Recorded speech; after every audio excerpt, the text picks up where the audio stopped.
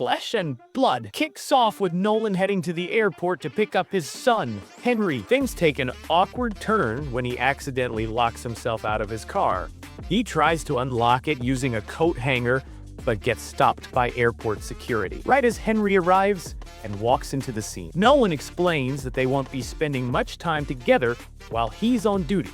Soon after, Chen and Wes show up to greet Henry and welcome him to Los Angeles. They joke about connecting on social media, which clearly makes Nolan a little uncomfortable.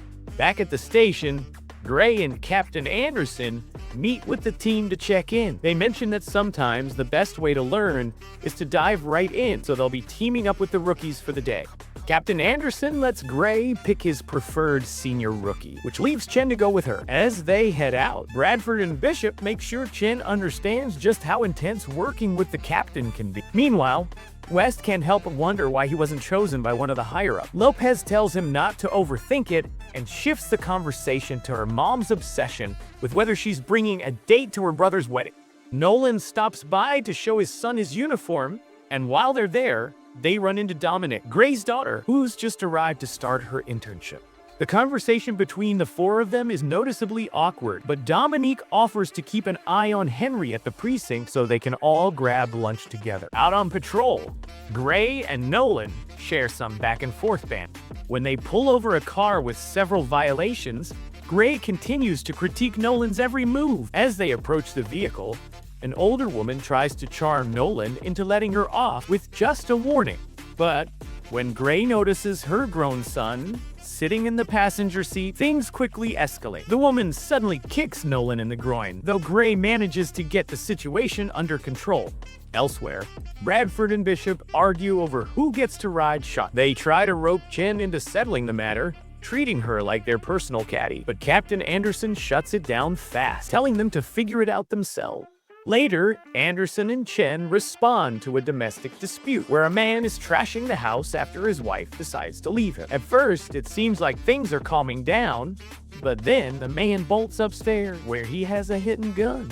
They breach the room, only to find he's taken his own life. West and Lopez arrive to assist, but Anderson orders everyone to back off and leave the scene.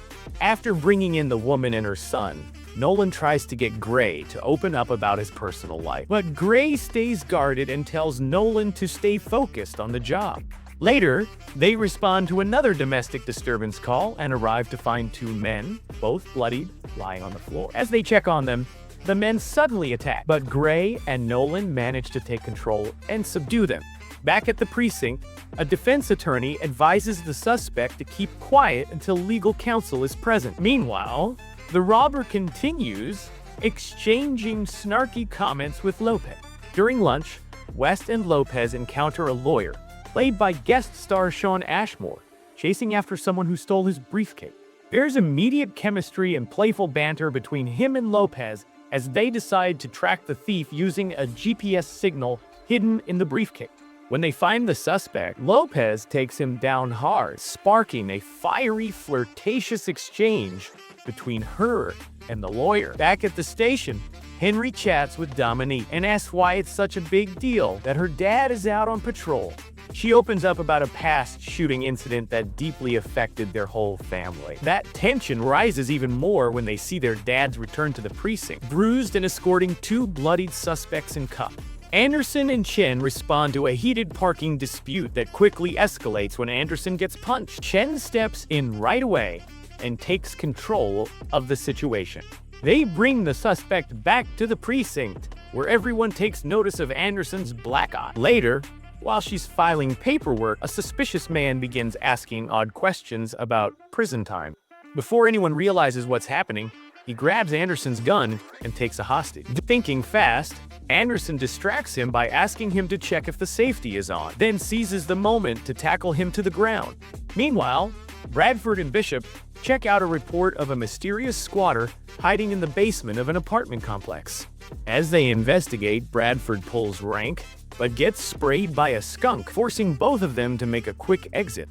Back on patrol, Gray starts to open up to Nolan about how the stress of the job has been wearing on him. Just then, they spot an explosion up ahead. It turns out to be a ruptured gas line. Wrapping wet rags around their faces, They head inside a nearby building to look for civilians. But when Nolan comes back out, he realizes Gray isn't behind him. He rushes back in, finds Gray unconscious, and manages to drag him to safety. After their shift, Lopez runs into the lawyer again. When he asks her out, she turns the tables and invites him to the wedding instead, setting the stage for 2 dates in one. Gray reassures Dominique that he's doing just fine after his first day back on patrol in years. Meanwhile, Bradford apologizes to Bishop for treating her like a rookie, but she surprises him by revealing she's stepping down to accept a detective position, wanting to finish what she started out on patrol. Chen drops by Captain Anderson's office for a quick chat about the day. Anderson reassures her that everything went well and tells her she sees real potential in her. Later at home, Nolan and Henry talk about his job. They agree to stay in touch and keep each other in the loop as a way to feel more secure about Nolan's dangerous new career path. Overall, Flesh and Blood was a solid episode. Bringing the higher-ranking officers into the field gave us a deeper look at their personalities, adding more depth to the entire precinct. The growing respect and dynamic between Gray and Nolan hint at a strong friendship in the making, while Anderson's interactions with Chen suggest she sees a younger version of herself in her rookie. The fact that both Nolan and Gray are parents adds an emotional weight to their role, reminding us how dangerous this job really is. Hopefully, their kids remain part of the storyline. They bring an extra layer to an already rich narrative filled with action and drama. What did you think of this episode? Let me know in the comments below.